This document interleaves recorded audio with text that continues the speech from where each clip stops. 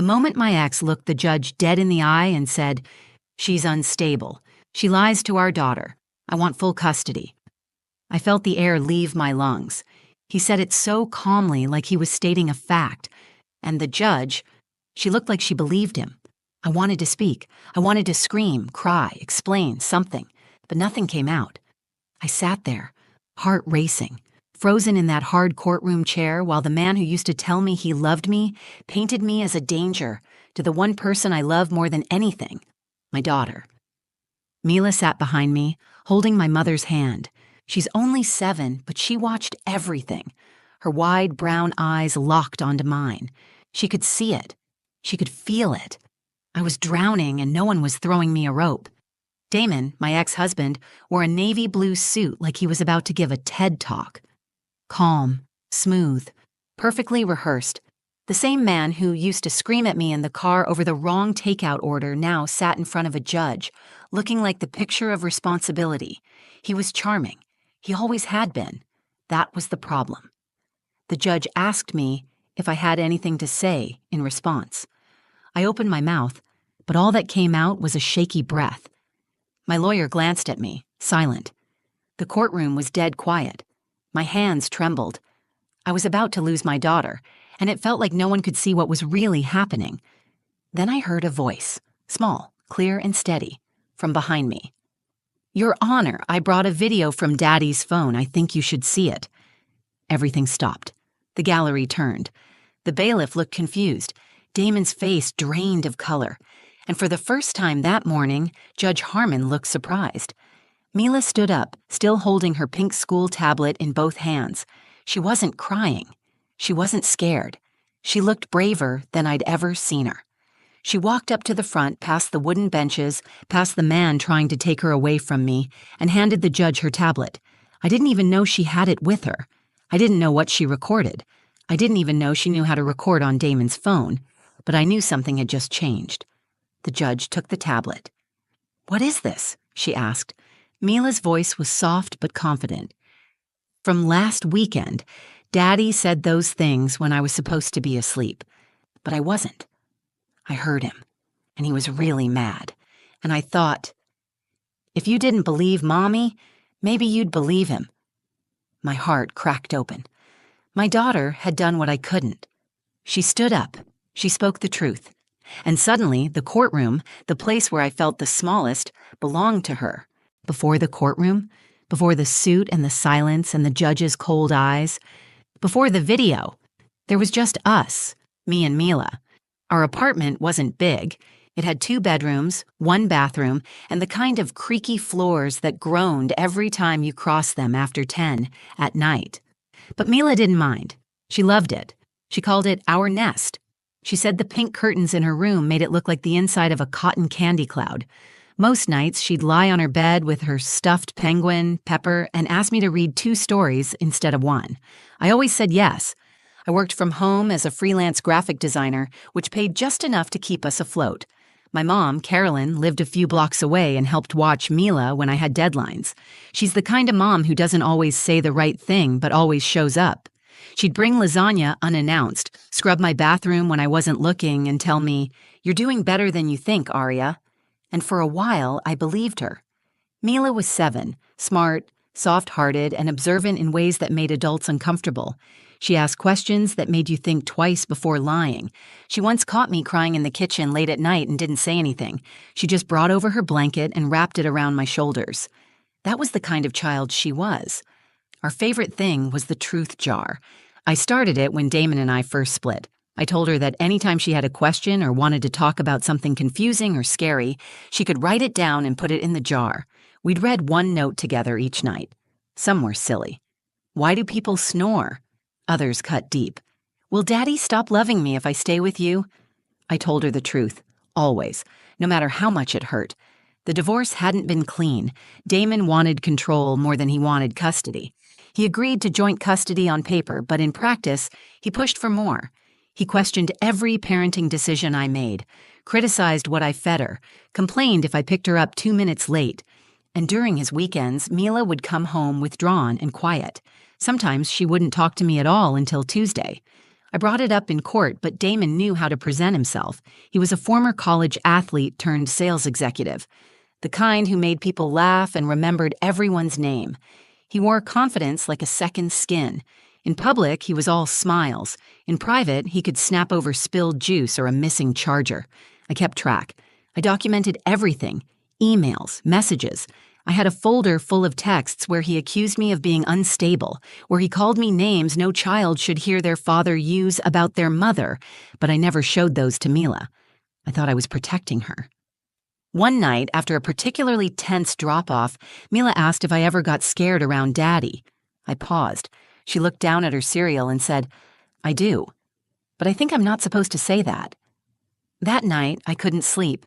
I stared at the ceiling and wondered if I had failed her by not fighting harder, by trying too hard to keep things peaceful.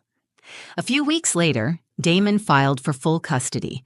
He said I was emotionally damaging Mila, that I lied to her about him, that I couldn't provide stability. His lawyer submitted statements claiming I was erratic, unreliable, and mentally unfit to co-parent. When I read those documents, my hands shook. I had to sit on the floor. Carolyn sat beside me, held my wrist, and said, "You have the truth." That's enough. I wanted to believe her, but in court, truth isn't loud. It's buried in evidence and twisted into strategy. Damon's lawyer painted a picture of a woman unraveling. My lawyer told me not to get emotional, not to speak unless asked, not to interrupt.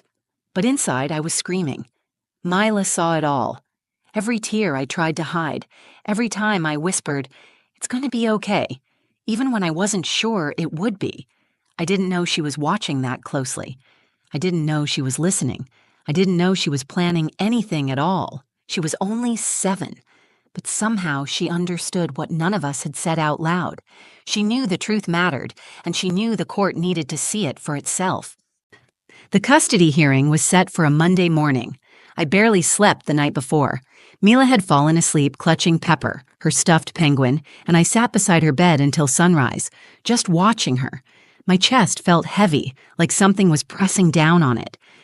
I knew this wasn't just a legal matter. It was a fight for her life as she knew it, for the one thing I had poured every piece of myself into protecting. That morning, my mom came with us. She wore her church scarf, the silky one she only pulled out when she needed courage. I think she knew I didn't have much left in me. Mila wore a blue dress with sunflowers on it and packed her school tablet in her backpack like she always did. She didn't say much in the car. She just stared out the window, humming a tune I didn't recognize. When we walked into the courthouse, Damon was already there. He was wearing the same navy suit he wore to our wedding rehearsal dinner, only this time there was no warmth behind his smile, just calculation. His lawyer stood beside him, clipboard in hand, perfectly groomed, speaking in low tones that sounded rehearsed. Damon turned and looked at me, then at Mila. He smiled and waved like nothing was wrong. Mila didn't wave back. The courtroom felt like a stage, everything polished and cold. My name was on the docket, Damon's too, but the person being judged wasn't just me. It was the version of me he had created on paper. When Judge Harmon entered, the room fell into a quiet tension. She was tall, middle-aged, and didn't waste time. She looked directly at Damon's attorney and said, "You may begin." His lawyer started painting the picture immediately. He described Damon as a stable father. He brought up his consistent job, his clean home, his efforts to shield Mila from Arya's emotional unpredictability. He presented texts between Damon and me, taken completely out of context. In one, I told Damon I was overwhelmed and exhausted. He framed that as evidence of mental instability. In another, I asked him not to raise his voice around Mila. That was twisted into a claim that I was controlling and manipulative. I sat there while the person I had once shared a life with turned everything I'd ever said into ammunition. Damon added his own voice when asked. "She's not well," he said, calm and collected. "She tells our daughter I'm the bad guy. She confuses her. She makes Mila afraid of me. I don't want to take her away out of spite. I'm doing this to protect her." Protect her. That word hit me like a slap. Judge Harmon looked at me. "Ms. Lennox, do you have a response?" I opened my mouth, but nothing came out. The words were in my chest, pounding to be released, but my voice betrayed me. My heart raced.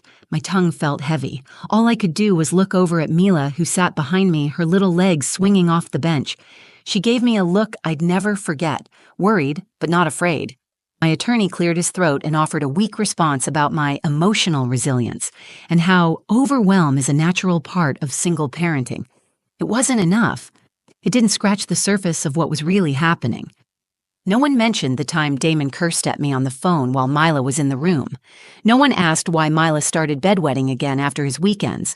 None of that made it into their version of the story. The judge nodded slightly, scribbling notes. And then Damon stood again and said, "Your Honor, I want full custody.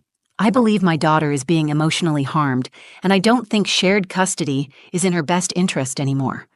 I felt the walls closing in. My breath shortened. My hands clenched the arms of my chair. I looked at Mila again, unsure how I could protect her from what was unfolding right in front of her. That's when Mila let go of my mom's hand, stood up, and walked forward. She didn't ask for permission. She didn't hesitate. "Your Honor," she said, "I brought a video from Daddy's phone. I think you should see it." The room fell still. Damon's face went blank. My mom gasped. I turned in my seat, eyes wide. Mila stood there, holding her school tablet, shoulders square, voice steady. Judge Harmon looked at her. "Excuse me?" Mila held the tablet up a little higher. "It's from last weekend. He didn't know I was awake, but I was. I heard what he said, and I thought it might matter." No one spoke. Not Damon, not his lawyer, not the judge. And for the first time since the hearing began, I felt something shift. Mila had brought more than a video. She had brought the truth into the room, and everyone felt it. Mila stood in the center of the courtroom holding her tablet like it was a shield. Her sunflower dress looked a size too small, the hem grazing her knees, but she didn't fidget. She didn't look back for reassurance. She stood alone, facing the judge. "I brought a video from Daddy's phone," she said again. "I think you should see it." Judge Harmon glanced at the bailiff. "Bring it here," she said. Mila walked the few steps forward and handed the device to the bailiff, who then gave it to the judge. The silence stretched across the room like a tight rope. Damon's jaw was set, his lips pressed into a thin, unreadable line. His lawyer looked from him to the tablet and back again. Neither of them moved. The judge turned the screen toward herself and tapped the play button. For a moment, there was nothing. Just the sound of ambient noise, the kind of distant hum you hear late at night when the world outside has gone still. Then came his voice, loud, harsh. Not the smooth, composed tone he had used just minutes earlier in court. It was unmistakably Damon. He was yelling, "You think you're so smart, huh? Go ahead, try telling anyone, see what happens. You'll end up living in some foster home, and don't think your precious mother can save you. She's pathetic." A chair scraped, a plate clattered. Mila's voice, quiet and frightened, whispered, "I'm sorry." He cut her off. "Don't talk back. You're lucky I even let you come over. If you say a word to her, I swear—" The judge hit pause. She didn't say anything right away. She just sat there, staring at the frozen screen. Damon shifted in his seat. His lawyer leaned in, whispering something fast and panicked, but the judge raised her hand to silence him. "Where did this come from?" she asked, her voice even. Mila answered without hesitation. "He left his phone on the couch. I heard him yelling, and I wanted to record it. I was scared, but I thought if someone heard it, maybe they'd believe me and Mommy." My chest tightened. My daughter had been scared. She had made a plan, and she had followed through with more courage than most adults I know. I wanted to run to her, wrap my arms around her, tell her she should never have had to do any of this. But I stayed in my seat, because this moment belonged to her. Damon spoke up, his voice suddenly forced and defensive. "Your Honor, that recording is taken completely out of context. I was disciplining her. She was misbehaving and—" "Enough," the judge said. Her voice wasn't loud, but it cut through the room like a blade. Damon stopped talking immediately. Judge Harmon turned to Mila. "Thank you for being brave," she said. "You can go back to your seat." Mila nodded and walked back, her steps slower now, the weight of the moment beginning to show in her shoulders. My mother pulled her into her lap and held her tightly. The judge looked at me. "Ms. Lennox, do you have anything else to add?" This time, I found my voice. "No, Your Honor. I think my daughter said it all." The judge nodded once, then leaned back in her chair. She closed her eyes for a moment, then opened them and looked across the courtroom. "In light of this evidence, I'm calling for an immediate review of all custody arrangements. Until that is completed, full temporary custody will be granted to Ms. Lennox. Supervised visitation only for Mr. Blake. Bailiff, please escort Mr. Blake from the courtroom until further notice." Damon stood, stunned. "You can't be serious." "Sir," the bailiff said, stepping forward. He looked like he wanted to argue, but instead, Damon turned and walked out, his lawyer scrambling behind him. The courtroom emptied slowly after that, but we stayed seated. Mila was quiet, head resting against my mom's shoulder. I finally stood and walked over to them, kneeling beside her. "You were so brave," I said. She nodded, but didn't speak. I could see it hitting her now, the weight of what she had done. She hadn't just told the truth. She had stood up to someone who had spent years teaching her to stay silent, and in doing so, she had changed everything. The moment Damon walked out of that courtroom under the bailiff's watch, the entire atmosphere shifted. It felt like someone had cracked a window open in a room where we'd all been holding our breath. I could finally inhale, not fully relaxed, but enough to remember that I still had a voice and a heartbeat. The judge left the bench shortly after issuing her order. Her expression never changed, but I saw something different in her eyes when she looked at Mila. A quiet recognition. Not pity, not surprise. Respect. I gathered our things slowly, my fingers trembling slightly as I packed up Mila's bag. She was still curled into my mother's arms, exhausted but alert. Her tablet rested beside her on the bench, the screen still dark after the video. I reached for her hand. "Do you want to come with me?" I asked. She nodded and slid down from the bench. As we walked out of the courtroom, people watched us. A few glanced away quickly. Others held their stares longer. One woman mouthed the word brave as we passed her. Outside the courtroom doors, I knelt down to Mila's height. My hands rested gently on her arms. "Are you okay?" She shrugged, then finally said, "I didn't want to do it, but I had to." "I know," I said. "I'm so proud of you. You shouldn't have had to carry that alone." She looked down at the floor. "I didn't know if they would believe me." My throat tightened. They did. "Because you told the truth, and because you were strong enough to stand up when no one else could." Mila looked up at me, her eyes glistening with quiet tears. "Does this mean I don't have to go back to Daddy's house?" I pulled her into my arms, holding her as tightly as I could without breaking her. "You're safe. That's what matters."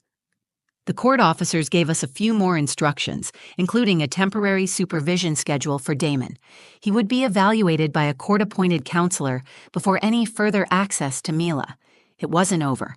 There would be more hearings, more documents, more days in courtrooms that felt like battlegrounds. But the hardest part was behind us. That afternoon, we went straight to my mom's house. I didn't want to be alone. I didn't want Mila to go back to our apartment and feel the silence that sometimes echoed too loudly in small spaces. My mom made soup, even though it was warm outside. She always made soup on emotional days. She said it gave her something to stir when everything else felt out of control. Mila sat at the kitchen table drawing a picture with crayons while I filled out more court paperwork on the couch. At one point, she walked over and handed me what she'd made. It was a picture of two hands holding a heart. Underneath, she wrote in big, uneven letters, "Truth is brave." I cried then, not the quiet, hidden kind, but the kind that comes from deep inside your chest when the pain has finally found its exit. Mila didn't say anything. She just sat beside me, leaning her head against my arm. That night, before bed, we went back to our truth jar. It had been collecting dust for a few weeks. I held it in my lap while Mila sat across from me on her bed. "Do you want to go first?" I asked. She shook her head and pointed to the folded note on top. I opened it and read aloud. "What happens when the truth hurts people?" I looked up at her. "Did you write this?" She nodded. Her voice was quiet. "I didn't want to hurt Daddy. I just didn't want to be scared anymore." I reached across and took her hand. The truth can hurt sometimes, but silence hurts more. What you did today didn't hurt anyone. You protected yourself. You protected us. That's not wrong. She stared at the jar for a few seconds, then whispered, "I think we should keep doing this." "We will," I said, "every night." That night, after she fell asleep, I walked into the living room and stood by the window. The streetlights flickered outside. Cars passed. Life went on. But everything inside our world had changed. Damon no longer controlled the narrative. He no longer controlled Mila's voice. And for the first time since the divorce, I felt like I could breathe deeply, knowing that I wasn't alone in this fight anymore. My daughter had stepped into a world far too heavy for her years. And she didn't just survive it, she changed it. The final custody hearing happened 4 weeks after the day Mila stood up in court. By then, everything had changed. The court-appointed counselor who interviewed Damon filed a detailed report. It outlined controlling behavior, emotional instability, and a concerning lack of empathy for Mila's well-being. He denied everything, of course, but the video spoke louder than any of his words ever could. Combined with Mila's statement, it was enough for the court to remove his unsupervised custody rights. When the judge read her final decision, I sat quietly holding my breath again. But this time, it wasn't from fear, it was from hope. Full physical and legal custody was granted to me. Damon would have strictly supervised visits twice a month at a neutral center with trained professionals. There would be no overnight stays, no more closed-door weekends, no more whispered threats. Mila's voice had shattered that illusion forever. We left the courthouse in silence that day. Mila held my hand as we walked down the long steps outside. My mother walked beside us, her purse swinging against her hip, eyes scanning the sidewalk for Damon, though we knew he wouldn't come near. He hadn't spoken to me since the first hearing. I was fine with that. Later that evening, we went to a small diner Mila loved, the one with the red booths and animal-shaped pancakes. She sat across from me and asked, "Is it over now?" I didn't lie. "It's safer now," I said. "We're not done growing through this, but we're not afraid anymore." She nodded and stirred her chocolate milk with her straw. "I'm glad I told. So am I." There are days I still replay the courtroom in my head. The way Damon's face changed when Mila spoke. The way her voice, clear and calm, carried more weight than any legal argument made that day. My daughter reminded me that strength doesn't always come from shouting louder. Sometimes it comes from being brave enough to speak when you're not sure anyone will listen. In the weeks after the final ruling, I started therapy again. Not because I was falling apart, but because I finally had space to process what I had survived. I realized I had spent so long trying to stay afloat that I never learned how to feel safe again. That would take time. But now, I had the time. Mila began drawing more. Her sketches changed. They used to be full of houses with no windows and stormy skies. Now she draws trees with roots and kids holding hands. She drew a picture of the truth jar and taped it to her bedroom wall. Every night she reminds me to check it. One night I pulled out a note that said, "Do brave people still get scared?" I smiled and told her, "Yes. They just don't let fear be the end of the story." She wrote another one a few days later. "Can kids protect grown-ups too?" I looked at her and said, "You did." I tell this story because there are women out there right now sitting in silence, wondering if the truth will ever be enough, wondering if anyone will believe them over the person who knows how to perform the right version of themselves in public. I tell this story because sometimes the truth doesn't come from a lawyer or a courtroom argument. Sometimes it comes from a child who's seen more than she should have, and who decides that staying quiet is no longer an option. I used to think being a good mother meant shielding Mila from everything hard and painful.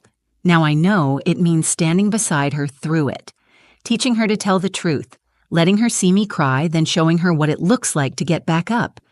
We still have our hard days, but they don't define us. We are not the scared versions of ourselves that Damon tried to trap us in. We are loud when we need to be. We are quiet when we choose to be. And we are free. Mila saved us both that day. She didn't just bring the truth into that courtroom. She brought the light. And for the first time in years, I didn't feel like I was losing her. I felt like I was meeting her for the first time. If you're still here, thank you for listening. This wasn't an easy story to tell, but I believe stories like this need to be told, because somewhere out there, another mother is sitting in silence, thinking no one will believe her, and maybe she just needed to hear this. If this story moved you, please like the video, share it with someone who needs it, and leave a comment. I read them, and they mean more than you know. And if you want to hear more real stories, raw, honest, and full of heart, subscribe to the channel and turn on notifications. There's more to come. Thanks again for being here. Stay brave, stay kind, and never forget that the truth matters.